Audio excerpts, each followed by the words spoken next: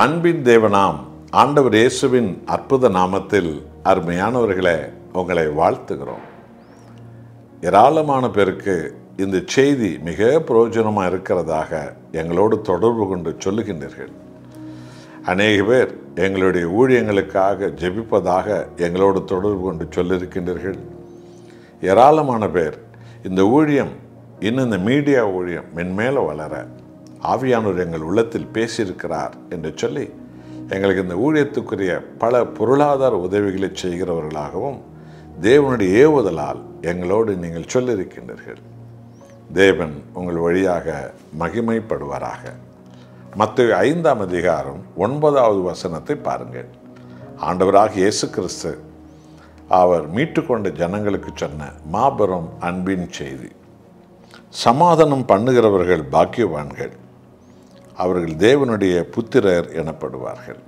அன்பானவர்களே, இந்த உலகம் கலகம் செய்வதில், பிரிவினை உண்டாக்குவதில், சூனியம் வைப்பதில், ஜாதிக்கு ஜாதி சண்டை, மதத்துக்கு மத சண்டை, இனத்துக்கு இனம் சண்டை, ஊருக்கு ஊர் சண்டை, மொழிக்கு மொழி சண்டை என்று சொல்லி சண்டையை கிளப்புகிற கூட்டங்கள்லாம் நமது தேசத்தில் கோடி கோடியாக பெருகியிருக்கிறார்கள்.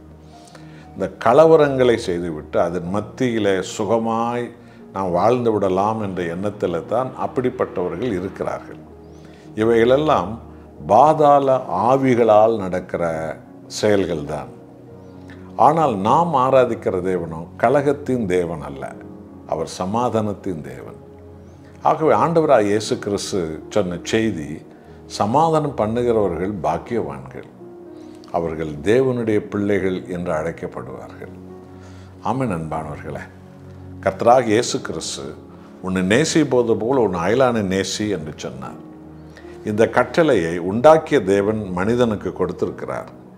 இது நாடுகள் கடைபிடித்தால், வீடுகள் கடைபிடித்தால், ரோடுகளில் இருக்கிற பல லட்சம் மக்கள் கடைபிடித்தால், ஒவ்வொருவரும் கடைபிடித்தால் கலகமோ பிரிவினையோ ஜாதி சண்டையோ மத சண்டையோ இனச்சண்டையோ பதவி சண்டையோ ஒருபோதும் வராது.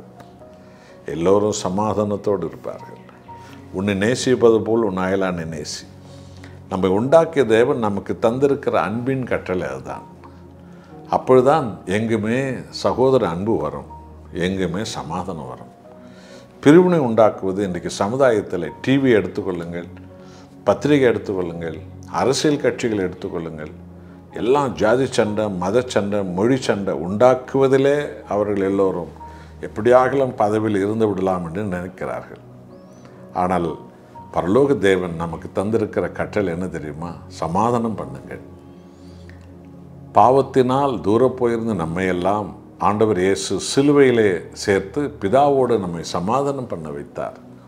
அதனுடைய விளைவு அப்பா பிதாவே என்று நாம் பரலோக கடவுளை அழைக்கிறோம். ஆண்டவராகிய இயேசு சமாதானத்தின் தேவன். அந்த இயேசுவை விசுவாசிக்கிற நீங்கள நாமும் இந்த லெந்து நாட்களில் எல்லாருடைய பாவங்களை மன்னித்து விட்டு எல்லாரோட சமாதானத்தை செய்து கொள்ள முயற்சி பண்ண வேண்டும். குடும்பங்களில், சொந்த பந்தங்கள் மத்தியில், உறவுகள் மத்தியில் மெய்யான சமாதானம் தான் உண்மையான ரட்சிப்பின் அடையாளம். அப்படி நடப்போமா?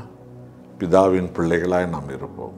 அன்புள்ள தகப்பனே, உமது ஒரே பேரான குமாரன் கிறிஸ்துவை இந்த உலகத்துக்கு அனுப்பி அக்கிரமத்தால் உம்மை விட்டு தூர போயிருந்த எங்களெல்லாம் சிலுவையில் மீட்டு அப்பா பிதாவே உமது சொந்த பிள்ளைகளாக இயேசு மாற்றும்படி செய்தீர். கிறிஸ்து எங்களுக்கு சமாதான காரணராக வந்தீர். உமக்கு கோடி நன்றி. பிசாசின் கலகத்தின் ஆவிகளால் நிரம்பிய எங்கள் தேசத்தில் சமாதானத்தின் கடவுளை இயேசுவே, இந்த லெந்த நாட்களில் சபைகளில், குடும்பங்களில், கணவன் மனைவி மத்தியில், விசுவாசிகள் மத்தியில், ஏன் ஊழியர்கள் மத்தியில் உண்மையான சமாதான உறவு உண்டாக வேண்டும். இயேசு நாமத்தில் பிதாவே, ஆமென்.